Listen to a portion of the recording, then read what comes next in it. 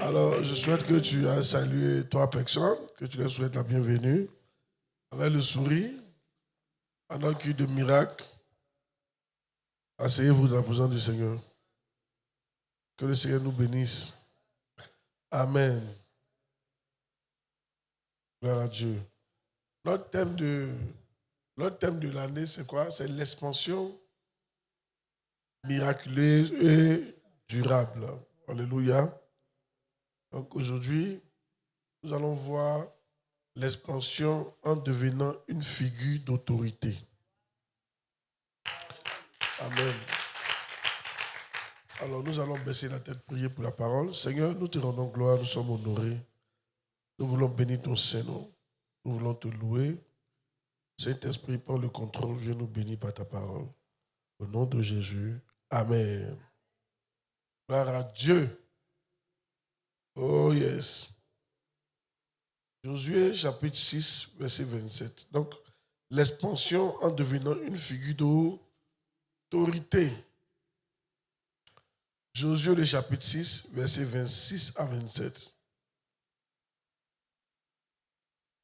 Ce fut alors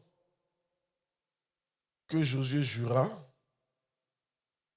en disant: maudit soit devant l'Éternel l'homme qui se lèvera pour rebâtir cette ville de Jéricho. Il en jettera les fondements au prix de son premier-né et il en posera les portes au prix de son plus jeune fils. 1 Roi, le chapitre 16. Donc cette parole de Josué va s'accomplir. Amen. Gloire à Dieu.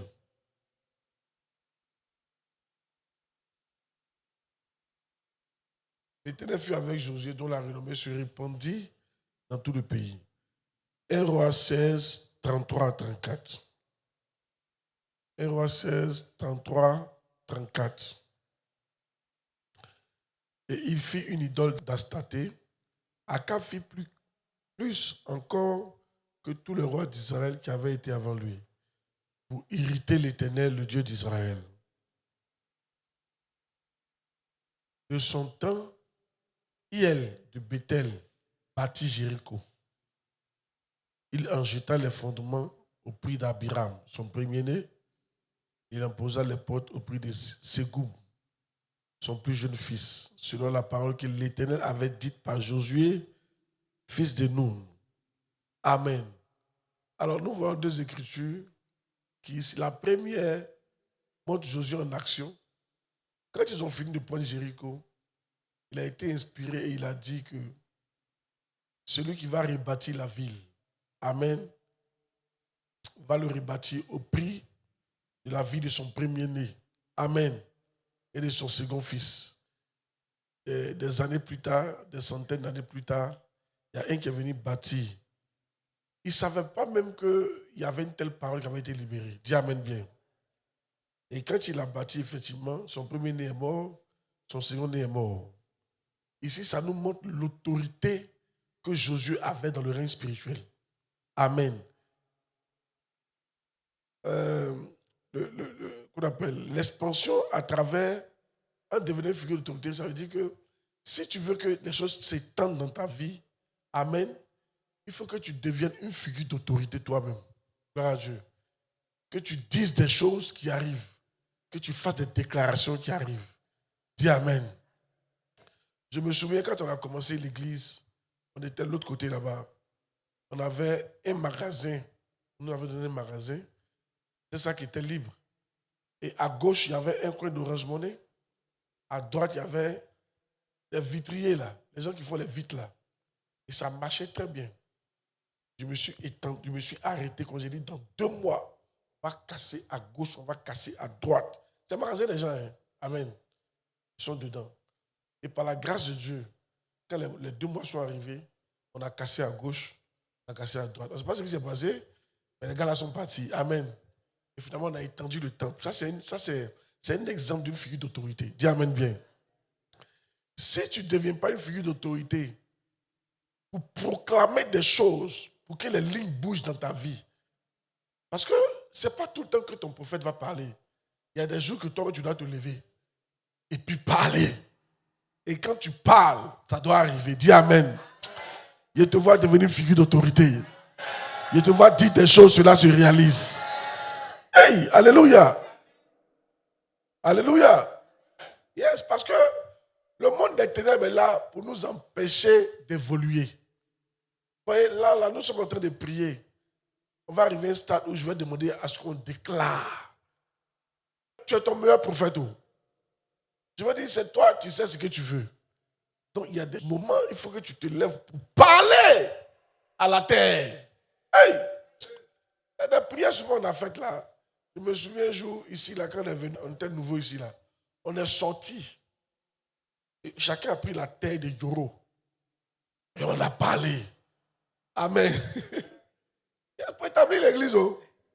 Sinon, tu ne vas pas t'en sortir. Amen. Oh yes. Dis à quelqu'un, tu dois devenir figure d'autorité. Tu dois dire quelque chose. Et cela va arriver. Si tu veux qu'on te respecte. Gloire à Dieu. Je te vois devenir figure d'autorité au nom de Jésus. Oh yes. Il y a deux façons d'avoir l'autorité. Soit en gagnant, plusieurs façons. Soit en gagnant des combats. Tu mènes des combats et tu as la victoire. Ça te donne l'autorité. Quand tu parles, les gens te respectent. Amen. Dans la vie, ce n'est pas ce que tu as réalisé souvent qui compte. Mais avant de réaliser même, quand vous voyez les gens réaliser des choses là, avant de réaliser, il y a ce qu'il a supporté, ce qu'il a traversé. Il a fini par vaincre et ça lui a donné le pouvoir de réaliser maintenant. Gloire à Dieu. Quand tu vois quelqu'un venir s'installer dans un endroit, avant de bâtir là, les esprits qui étaient là, il les a déjà liés. Il les lie d'abord, tu les vins avant de t'installer. On ne vient pas s'installer comme ça. Oh. Amen. Quand tu vois, je vais prendre un exemple qui est un peu bizarre, mais quand tu vois ce qui s'est passé en 2010 avec le président Ado, il est assis sur son fauteuil là.